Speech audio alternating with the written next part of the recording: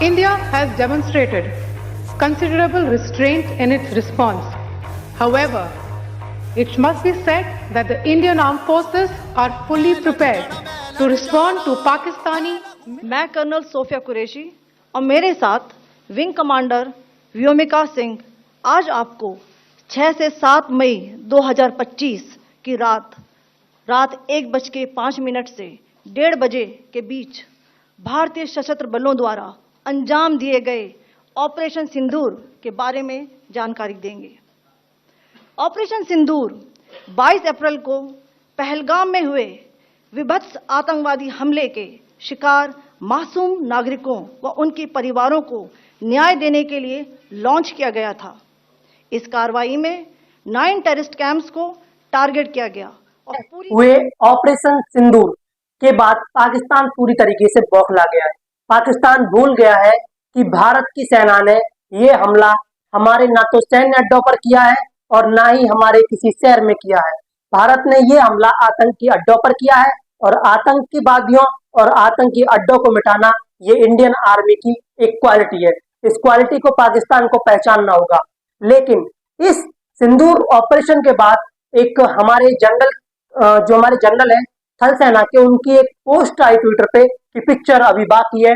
लेकिन मंगलवार देर रात पाकिस्तान की सेना ने जानबूझकर कश्मीर के बॉर्डर वाले इलाके पुंछ और तंगधार में एकदम ताबड़तोड़ गोलीबाजी की, जिससे कि 15 नागरिकों की जान चली।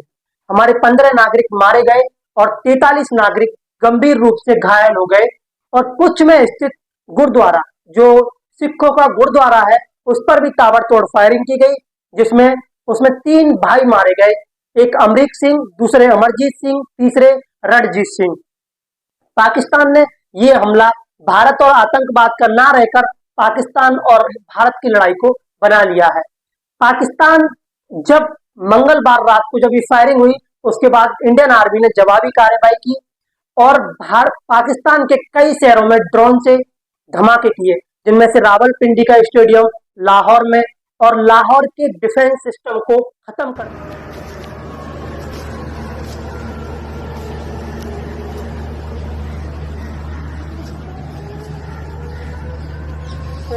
कर दिया गया है। सिलायकोट के डिफेंस सिस्टम को भी इंडियन आर्मी ने ध्वस्त कर दिया है और अब तक पाकिस्तान के 3 लड़ाकू विमानों को मार कर गिरा दिया गया है।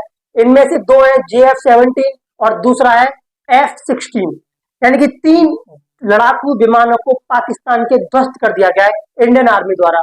गुरुवार देर रात को पाकिस्तान ने 100 मिसाइलें भारत पर दागी थी, जिसमें से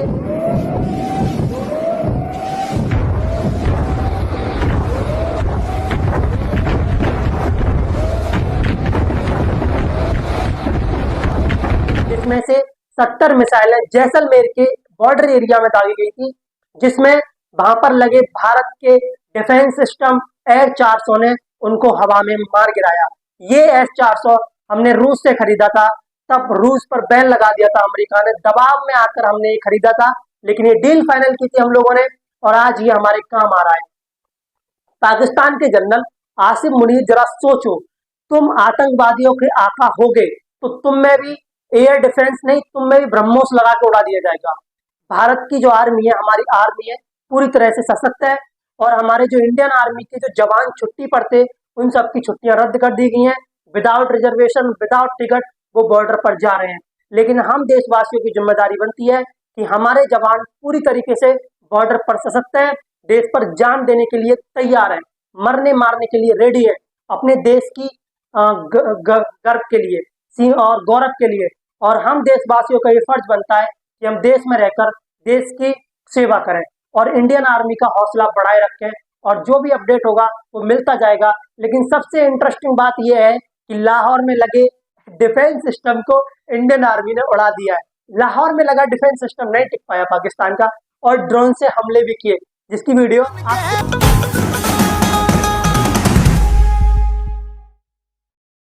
मैं कर्नल सोफिया कुरैशी और मेरे साथ विंग कमांडर व्योमिका सिंह आज आपको 6 से 7 मई 2025 की रात 1:05 से 1:30 बजे के बीच भारतीय सशस्त्र बलों द्वारा अंजाम दिए गए ऑपरेशन सिंदूर के बारे में जानकारी देंगे।